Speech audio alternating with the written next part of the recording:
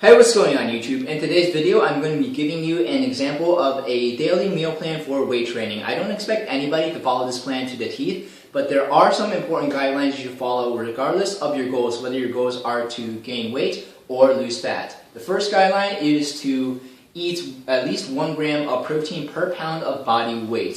Guideline number 2 is to eat as frequently as necessary in order to avoid feeling hungry and to keep your body's metabolism churning. For some, that may only be 4 meals a day. For others, it may be as many as 6, 7, or even 8 meals. Guideline number 3 is to eat according to how you feel instead of worrying about total calorie count. That's a very advanced tip that's difficult to describe, but as you get more advanced in your weight training regimen, you will know how your body responds to food a lot better than writing down number of calories in a book. So without further ado, I'm going to give you all my meals for any given day. Most days I begin with 3 egg whites and 3 whole eggs, and I sandwich it together in a bagel. This adds up to about 40 grams of protein.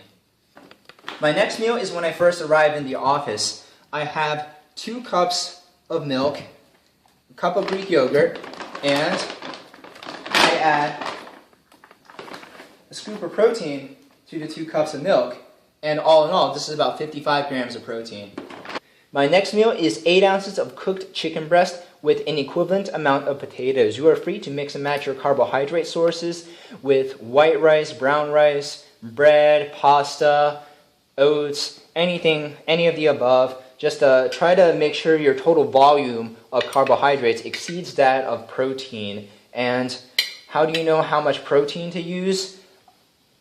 3 ounces cooked chicken is about the size of an iPhone. So 8 ounces is 2.5 iPhone portion sizes. And you can mix and match your protein as well. You can choose to use fish or steak, but chicken happens to be cheap, so I just use chicken. My next meal is during my workout, and I have a protein shake. This is a cool shaker bottle because there is an additional container that I can use to keep my protein fresh so I don't have to drink it until I'm ready. My next meal is after my workout, and I have 8 ounces of cooked chicken with an equivalent amount of rice, maybe a little heavier on the carbohydrate side, but what Asian family does not have a 40-pound bag of rice in their pantry? You can use white rice or brown rice. It really doesn't matter what type of rice you use. The difference is insubstantial.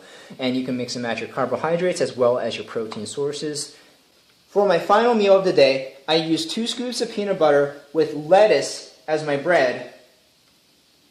And I eat that with another 8 ounces of chicken to round out my protein supply for the day. So all in all, I have about 315 grams of protein on the day.